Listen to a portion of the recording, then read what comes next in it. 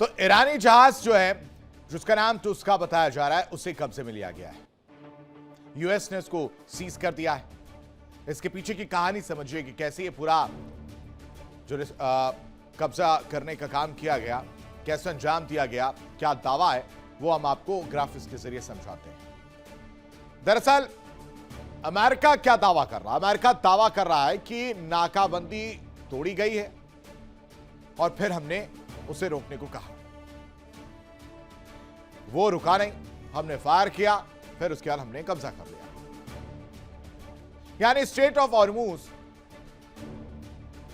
शुक्रवार तक या शनिवार तक अगर कहानी आप लगातार देख रहे हो, जहां पर शांति की बात हो रही थी, स्ट्रेट ऑफ हॉर्मुज खुलने की बात हुई, खुला भी और फिर बंद हो गया, वो अब टकराव का नया मैदान बनता हुआ नजर आ रहा है। ईरानी जहाज सीज हो चुका है और इन सब के बीच जो हॉर्मुज की वैल्यू है, हॉर्मुज क्यों अहम है, वो एक बार फिर से दुनिया के सामने नजर आया है। दुनिया के तेल सप्लाई का बड़ा हिस्सा यहां से गुजरता है।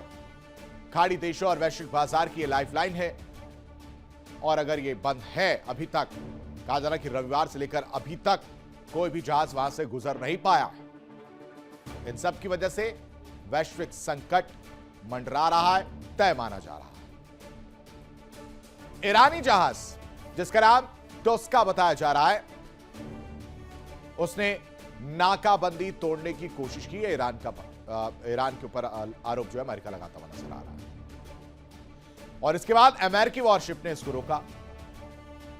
वो रुका नहीं। जहाज अब नतीजा यह हुआ कि यूएस के कब्जे में है, सीज कर दिया गया।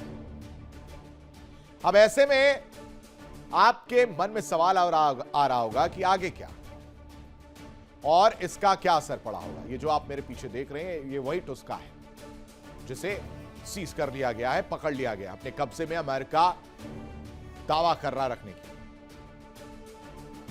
यह माना जा रहा है कि सीधा उकसावा है। यह सवाल उठ रहा है कि इस तरह से शांति वार्ता होगी या युद्ध की तैयारी की जा रही है, और क्या इन सब की वजह से हॉर्मुज अगला वॉर जोन जो लगातार कई दिनों से बना हुआ है, वो अभी भी वॉर जोन बना हुआ रहेगा या कोई बीच का रास्ता निकलेगा? क्योंकि चेतावनी के बाद भी यूएसएस स्प्रेंस ने 5 इंच MK-45 गन से जहाज के इंजन रूम पर फायरिंग की थी टुस्का पर। कई राउंड की फायरिंग के बाद इंजन बंद हो गया और वो रुक गया। इसके बाद अमेरिकी मरीन कमांडो जहाज पर चढ़ गए और उसे अपने कब्जे में ले लिया। ये कहानी है। यह जहाज अमेरिका के नियंत्रण में है और इस घटना में किसी के घायल होने की जानकारी भी नहीं है, लेकिन अमेरिका ने इस बारे में साफ जानकारी नहीं दी है। वो बचता हुआ नजर आ रहा है। टुस्का पर फायरिंग जो है क्यों की गई, ये भी समझिए, और टुस्का की क्या खासियत है, कितना बड़ा जहाज है, वो भी हम आपको बताते हैं। ये एक कंटेनर जहाज है जिसकी लंबाई करीब 294 मीटर यानी 965 फीट और चौड़ाई 32.5 मीटर, 107 फीट। जहाज 8 दिन पहले मलेशिया के पोर्ट क्लांग से निकला था, यह सोचकर कि वो आराम से ईरान के बंदर अब्बास बंदरगाह की आराम से वो पहुंच जाएगा, वहां पर कोई परेशानी होगी नहीं, तेल लेगा और निकल आएगा। लेकिन ऐसा हुआ ही नहीं।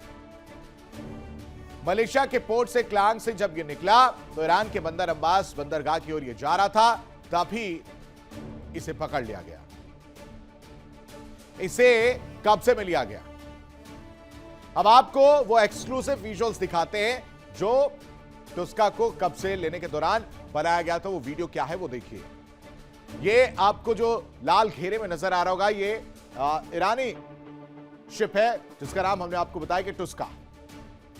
ये गुजर रहा होता है मलेशिया से। बताया जा रहा है कि ईरान के बंदर अब्बास बंदरगाह पर जो है वो जा रहा था, और इसी दौरान ये जो दूसरी शिप देख रहे हैं, ये अमेरिकन शिप है जिसमें नौसैनिक सवार है और वो पूरी तरह से उसको चेतावनी देते हुए नजर आ रहे हैं। और कहा जा रहा है कि ये जो वार्ता थी या चेतावनी थी वो करीब 6 घंटे तक चली।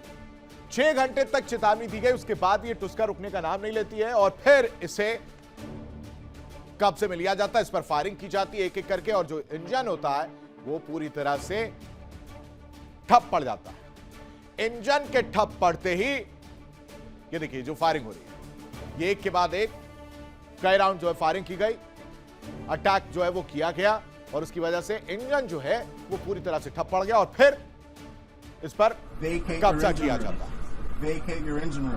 और कब्जा करने के बाद इसे अपने साथ ले जाते हैं नौसैनिक और कहा जाता है कि ये हमारी जो नाकाबंदी थी उसे तोड़ने का काम कर रहे थे और इसी वजह से ये स्टेप उठाया गया। देखिए आवाज अगर जो आपको आ रही हो वो भी सुनिए। एक के बाद एक ये हमला किया गया और उसकी वजह से जो इंजन था वो पूरी तरह से ठप पड़ता हुआ नजर आया। इंजन में छेद हो जाता है और पूरी तरह से वो ठप पड़ जाता है। ट्रंप ने एक बार फिर सख्त चेतावनी देते हुए कहा कि अगर ईरान समझौते के लिए तैयार नहीं हुआ तो उसके बुनियादी ढांचे को निशाना बनाया जा सकता है। ये एक दिन की बात नहीं है दर्शकों, ये कई दिनों से डोनाल्ड ट्रंप बोलते हुए नजर आ रहे हैं और इसका जवाब दिया भी जा रहा है ईरान की तरफ से। ईरान लगातार कह रहा है कि अगर आप इस तरह की हरकत करेंगे, नाकाबंदी रखेंगे और टुस्का जैसे जहाजों पर हमला करेंगे, उन्हें कब्जे में लेंगे, तो शांति वार्ता कैसे होगी? हम नहीं करेंगे। अब सबसे बड़ा सवाल यही है, क्या शांति वार्ता से पहले यह टकराव किसी बड़े संघर्ष का संकेत है? और क्या होर्मुज एक बार फिर वैश्विक संकट का केंद्र बनता जा रहा है, जो पहले से भी था? एक तरफ शांति वार्ता की बात आप कर रहे हैं, दूसरी तरफ टकराव वाली स्थिति जो है वो पैदा कर रहा है और उसकी वजह से पूरी की पूरी कहानी, स्टोरी चेंज होती हुई नजर आ रही है। रिपोर्ट देखिए।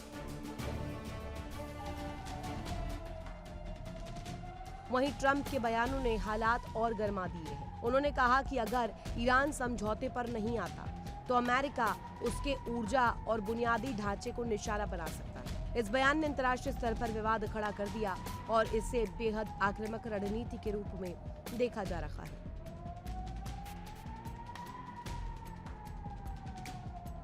विशेषज्ञ चेतावनी दे रहे हैं कि अगर ये तनाव आगे बढ़ा, तेल सप्लाई बाधित हो सकती है, वैश्विक बाजारों में अस्थिरता बढ़ेगी, समुद्री व्यापार पर सीधा असर पड़ेगा और क्षेत्रीय संघर्ष का खतरा और गहरा हो जाएगा।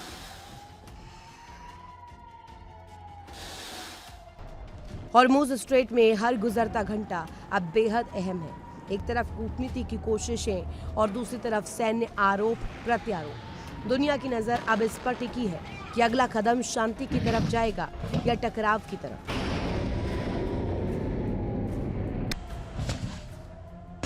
ट्रंप ने सोशल मीडिया पर लिखा कि करीब 900 फीट लंबे और एक विमान वाहक पोत के बराबर वजनी ईरान के झंडे वाले मालवाहक जहाज टुस्का ने हमारी नौसैनिक नाकाबंदी को पार करने की कोशिश की, लेकिन ये उनके लिए नाकाम साबित हुआ।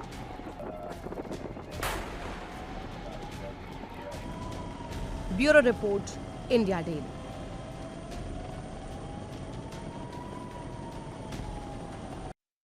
बड़ी खबर आपको बताएं, ईरान जंग के बीच नेतन्याहू का बड़ा बयान।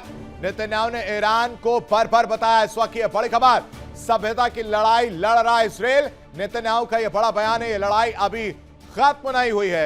यह इस वक्त की बड़ी खबर आपको बता रहे हैं। ईरान जंग के बीच नेतन्याहू का यह बड़ा और अहम बयान है। अब आप देखिए नेतन्याहू क्या कह रहे हैं। नेतन्याहू ने ईरान को बार बताया है और लड़ाई कहा है कि जो सभ्यता की लड़ाई इसराइल लड़ रहा है, ये सभ्यता की लड़ाई है और ये चलती रहेगी। एक तरह से मैसेज देने की कोशिश की गई है, ये लड़ाई अभी खत्म नहीं हुई है, यानी ये लड़ाई अभी और लंबी खिंचती हुई नजर आएगी।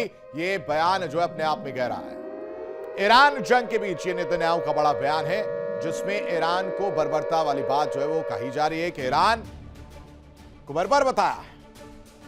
नेतन्याहू कह रहे हैं कि सभ्यता की लड़ाई है और ये लड़ाई अभी और लंबी चलेगी, ये लड़ाई खत्म नहीं होने वाली है। इन सब के बीच एक और बड़ी खबर आपके सामने रख देते हैं। सीज़फायर के बाद भी ऑपरेशन लगातार जारी है। लेबनान में सैन्य ठिकाने स्थापित इजराइल करेगा, यह इस वक्त की बड़ी खबर है। आपको बता देते हैं इस वक्त की बड़ी खबर, 20 सैन्य ठिकाने स्थापित करने की बात सामने आ रही है। इजराइल जो है वो करता हुआ नजर आएगा। सीज़फायर के बाद भी ऑपरेशन लगातार जारी है। लेबनान में सैन्य ठिकाने स्थापित करेगा इजराइल। सीज़फायर के बाद भी ऑपरेशन लगातार देखने को मिल रहा, हमले जो है वो देखने को मिल रहे हैं। लेबनान को लेकर इजराइल बिल्कुल भी नरमी बरतते हुए नजर नहीं आ रहा है। लेबनान में सैन्य ठिकाने स्थापित करेगा, इस चीज की तस्दीक जो है इजराइल करता हुआ नजर आ रहा है। 20 सैन्य ठिकाने स्थापित इजराइल करता हुआ नजर आएगा, यानी धीरे धीरे हिजबुल्लाह को खत्म करना है और अपने सैन्य ठिकाने बढ़ाते जाना है। हालांकि खबर यह भी आई थी कि लेबनान के पास जो इजरायली सैनिक हैं उन्होंने एक रेखा जो है बनाई हुई थी, धीरे धीरे कब्जा कर रहे थे, जिसे तोड़ दिया गया। दूसरी तरफ यह खबर कि सीज़फायर के बाद ऑपरेशन देखने को मिल रहा है और अभी भी 20 सैन्य ठिकाने स्थापित करता हुआ इजराइल नजर आएगा। देखिए इंडिया डेली 24/7 अब आपकी स्मार्ट टीवी पर।